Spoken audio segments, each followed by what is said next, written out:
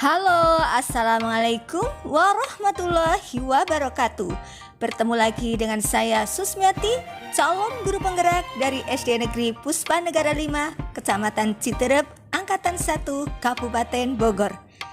Di channel YouTube saya ini, kali ini akan memaparkan tugas eksplorasi konsep 3.1 pengambilan keputusan sebagai pemimpin pembelajaran. Yang akan saya tampilkan adalah tanggapan dari rekan kerja saya mengenai kasus Ibu Guru Tati. Jangan lupa untuk like, komen, dan subscribe dalam channel YouTube saya ini. Selamat menyaksikan. Studi kasus Ibu Guru Tati. Ibu Guru Tati adalah guru kelas 5 yang merupakan rekan kerja saya, yang mana sama-sama mengajar kelas 5 yang kelasnya paralel. Berikut kasus Ibu Guru Tati dan juga tanggapan dari rekan kerja saya, yaitu Ibu Eni Rusmiati SPD dan Ibu Supriyati SPDI. Selamat menyaksikan. Assalamualaikum warahmatullahi wabarakatuh. Saya akan menanggapi kasus Bu Tati, di mana Bu Tati menghukum anak dengan menyemur anak di tengah lapang sambil berlutut menghadap kelas dan anak tersebut menangis. Menanggapi kasus ini, saya sangat-sangat tidak setuju dengan apa yang dilakukan Bu Tati. Apakah dengan Bu Tati menyemur anak di tengah lapang, Bu Tati sudah memberikan hukuman yang mendidik? Ataukah sudah memberikan efek jerah pada anak yang berbuat salah? Pada anak tersebut sudah merasa bersalah dengan dia menangis dan menyesal. Sementara kita lihat di ruang kelas pembelajaran pun kurang efektif. Konsentrasi anak sudah mulai terbagi, perhatian pun sudah tidak fokus lagi pada pembelajaran di kelas. Karena sebagian anak melihat di jendela, mendengar temannya ada yang menangis di luar kelas. Setiap orang atau setiap anak pasti pernah berbuat kesalahan. Boleh kita menghukum, tapi menghukum yang mendidik, sehingga anak tidak merasa sedang dihukum. Mungkin Bu Tati punya alasan yang sangat kuat untuk menghukum anak yang berbuat kesalahan. Tapi di sini Bu Tati juga harus tetap memperhatikan dampak psikologis buat anak tersebut. Mungkin kejadian ini akan membekas sampai dia dewasa nanti.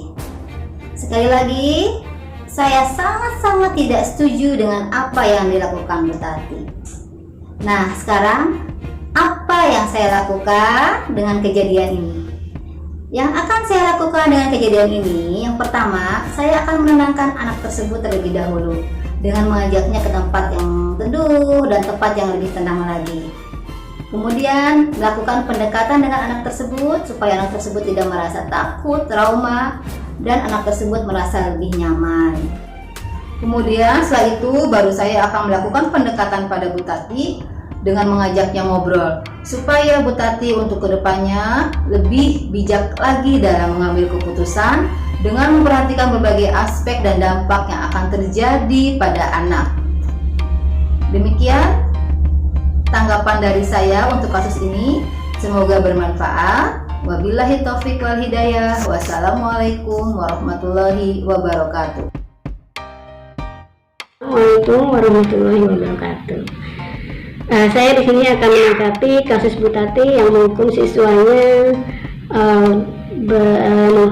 siswanya berdiri di bawah teriknya matahari dan dia menangis sampai terdengar suara tangisannya di kelas saya. Menurut saya, tindakan yang Bu Tati lakukan itu kurang baik dan saya tidak setuju atas tindakan yang Bu Tati lakukan. Tanggapan saya yang pertama, menghampiri siswa itu sendiri dan mengajak berbicara sambil mencari tempat yang aman untuk dia bisa mengutarakan apa kesalahannya sehingga ia dihukum seperti itu. Setelah reda, setelah aman, lalu saya menyuruhnya dia untuk diam dan saya menghampiri Bu Tati. Saya menghampirinya dengan menemuinya di kelas. Saya ajak bicara Bu Tati secara perlahan-lahan dan dari hati ke hati, dan menanyakan kenapa sampai ia melakukan hukuman kepada anak tersebut. Berbicara efeknya, apakah tidak ada solusi untuk hukuman yang ia lakukan. Setelah berbicara dengan solusinya, dan saya meminta Bu Tati untuk mengajak siswa itu masuk ke dalam kelas dan bergabung bersama teman-temannya, karena itu adalah kewenangan Bu Tati untuk mengajak masuk siswanya sendiri, bukan kewenangan saya. Kenapa saya tidak setuju dengan sikap atau tindakan Bu Tati menghukum siswanya seperti itu? Karena kita bisa memberikan hukuman kepada siapapun yang telah melakukan kesalahan, tetapi berikanlah hukuman yang sifatnya mendidik, karena hukuman itu akan lebih baik jika diberikan hukuman yang tidak menyakiti secara fisik maupun psikis anak itu sendiri, itu mentalnya. Nah, kalau saya lihat dari hukuman yang Bu Tati lakukan, itu akan membawa efek untuk anak sendiri, itu psikisnya dia akan down, mungkin dia akan merasa malu, bahkan jika bertemu dengan teman-temannya mungkin dia akan minder. Nah, untuk Bu Tati sendiri ada efek dari yang ia lakukan, efek yang ia lakukan setelah menghukum siswa tersebut. Efeknya bermacam-macam. Bisa saja ada seseorang yang memvideokan pelakuan itu atau tindakan hukuman itu dan mempublikasikan lewat handphone atau media massa atau media elektronik, karena sekarang sudah banyak hal-hal seperti itu. Nah, akibatnya itu akan membawa nilai itu sendiri, bahkan efeknya dari Bu Tati sendiri, dia akan, nama baiknya akan tercemar, bahkan sekolah itu sendiri pun akan tercemar nama baiknya.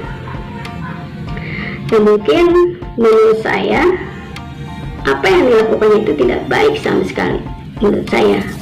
Tidak tahu kalau misalkan menurut Bu Tati itu baik, mungkin tujuannya untuk mendisiplinkan siswa agar lebih disiplin, tapi itu tidak baik menurut saya. Itu saja mungkin tanggapan dari saya. Wassalamualaikum warahmatullahi wabarakatuh.